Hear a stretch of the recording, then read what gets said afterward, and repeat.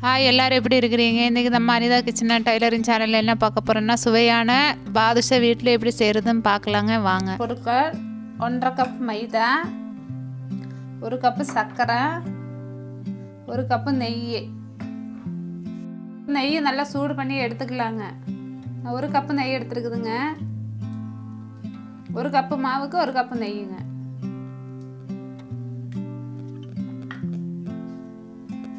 சூடாயிருச்சுங்க. ஒரு பாத்திரம் எடுத்துக்கோங்க. பாத்திரத்தில் 1 கப்பு மைதா மாவு போட்டுக்கோங்க.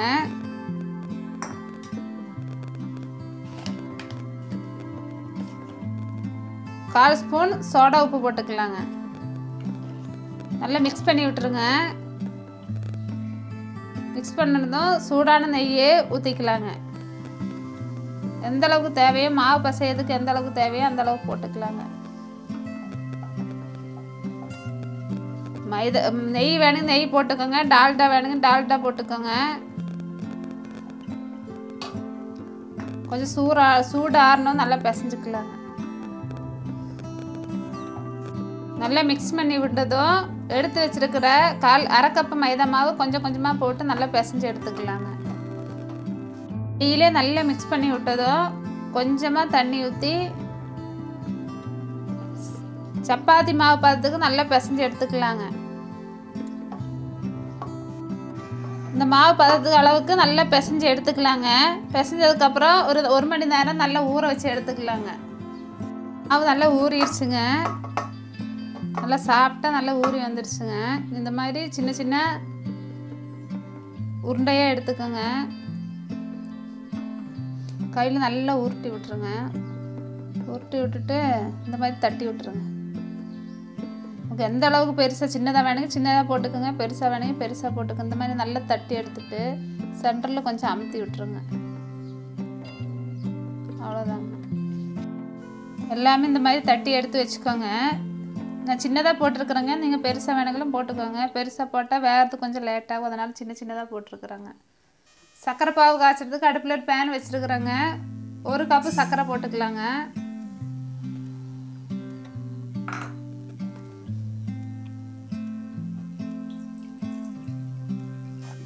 கால் கப்பு தண்ணி ஊற்றிக்கலாங்க.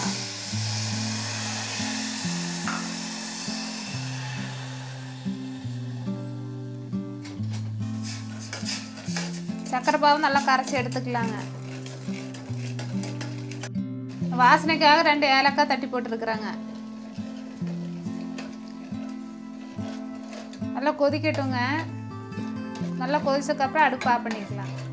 கொதிச்சு ரெடி ஆயிடுச்சுங்க. குலாப் ஜாமுக்கு பாவு காய்ச்சின மாதிரியே காய்ச்சிக்கலாங்க.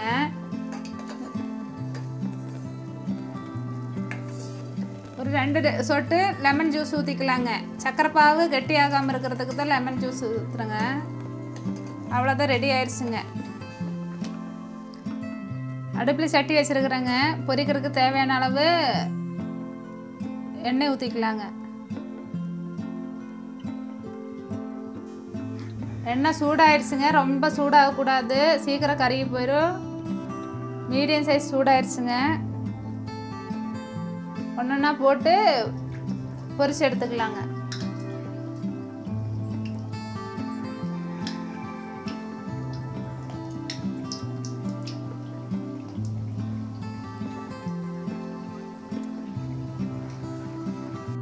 நல்லா செவந்ததும் எல்லாமே எடுத்துக்கலாங்க.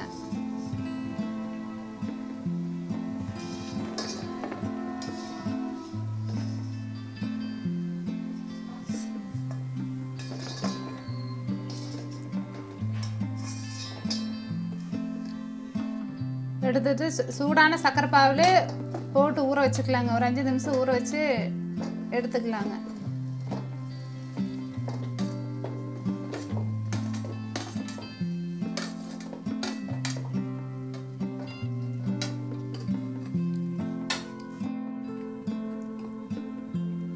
நல்லா ஒரு 10 நிமிஷம் நல்லா சர்க்கரை பாவில் ஊற வச்சு எடுத்துக்கலாங்க.